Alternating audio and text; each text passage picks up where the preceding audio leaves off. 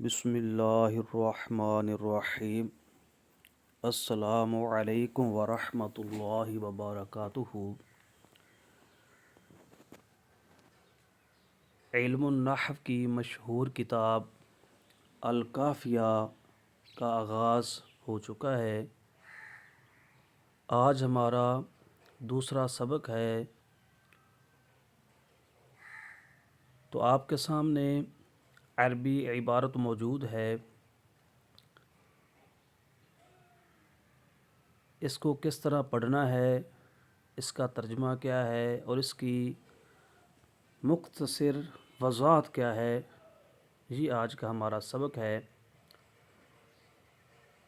تو آپ کے سامنے جو عبارت لکھی ہوئی ہے اس کو اس طرح پڑھنا ہے: وَقَدْ عُلِمَ بِذَلِكَ حَدُّ كُلِّ وَاحِدٍ مِّنْهَا الْكَلَامُ مَا تَضَمَّنَ كَلِمَتَيْنِ بِالْإِسْنَادِ۔ دوبارہ سماعت فرما لیں۔ وَقَدْ عُلِمَ بِذَلِكَ حَدُّ كُلِّ وَاحِدٍ مِّنْهَا۔ یہ جو عبارت پڑھی اس کا ترجمہ آپ سماعت فرمائیں۔ وَقَدْ عُلِمَ کا معنی بنے گا اور جان لیا گیا ہے، فعل ماضی قریب مثبت مجہول کا یہ صیغہ بنے گا قد علم۔ تو ماضی قریب کا معنی کرتے ہوئے ابھی کا لفظ لاتے ہیں یا ہے کا لفظ لاتے ہیں۔ گزرے ہوئے قریب کے زمانے میں جو فعل واقع ہوا ہو اس پر جو ماضی دلالت کرتی ہے اس کو فعل ماضی قریب کہتے ہیں۔ تو اب اس کا ترجمہ یہ ہوگا، واو جو شروع میں اس کا مطلب ہے، اور قد علم کا ترجمہ بنے گا کہ جان لیا گیا ہے یا ابھی جان لیا۔ یہ دو ترجمے ہو سکتے ہیں۔ بِذَالِکَ اس سے، یہ اس میں اشارہ ہے، اس میں اشارہ بعید کا ہے، تو جو پیچھے وضاحت گزری ہے اس کی طرف اشارہ ہے کہ جو آپ لوگوں نے پیچھے سنا کہ یا تو اپنی ذات موجود معنی پر دلالت کرے گا یا نہیں کرے گا، اگر نہیں کرے گا تو حرف بنے گا، اگر دلالت کرے گا تو اس میں زمانہ ہوگا یا نہیں ہوگا، اگر زمانہ ہوگا تو فعل ہے، اگر زمانہ نہیں ہوگا تو اسم ہے۔ تو یہ جو پیچھے آپ نے وضاحت پڑھی ہے اس کی طرف اشارہ ہے کہ اور جان لیا گیا ہے اس وضاحت سے۔ حد کا معنی ہوتا ہے تعریف، کل واحد منہا، کلو اس کا مطلب ہوتا ہے تمام، سب، واحد کہتے ہیں ایک کو، منہا من کا مطلب ہوتا ہے سے، ہا اس سے، یعنی اسم فعل حرف۔ ہا سے مراد یہ ہے کہ وہ جو اسم فعل و حرف تھا ان میں سے ہر ایک کی تعریف جو ہے وہ جان لی گئی ہے اس وضاحت سے، ٹھیک ہے۔ واو کا مطلب اور، قد علم جان لی گئی ہے، بذالک جو وضاحت گزری ہے اس سے، حد کل واحد منہا تعریف ہر ایک کی،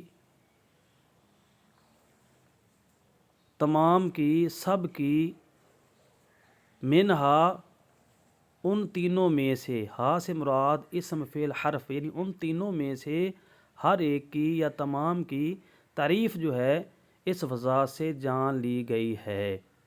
جو وضاحت پیچھے گزری اس سے آپ کو ان کی تعریفوں کا پتہ چل گیا ہے، علم حاصل ہو گیا ہے، یہ وہ کہنا چاہتے ہیں۔ الکلام ما تضمن، ضاد پڑھ لیں یا دعاد پڑھ لیں، ما تضمن، ٹھیک ہے۔ عربی میں اکثر دعاد پڑھتے ہیں اور اردو میں جو ہے ضاد پڑھتے ہیں، جیسے وضو ہو گیا، ٹھیک ہے. اس طرح کے اور الفاظ اردو میں ہم کہتے ہیں رمضان شریف آ گیا تو اردو میں یہ لفظ زواد پڑھا جاتا ہے، عربی میں دواد جو ہے نا وہ پڑھا جاتا ہے، لیکن بعض لوگ عربی میں بھی زواد پڑھ دیتے ہیں.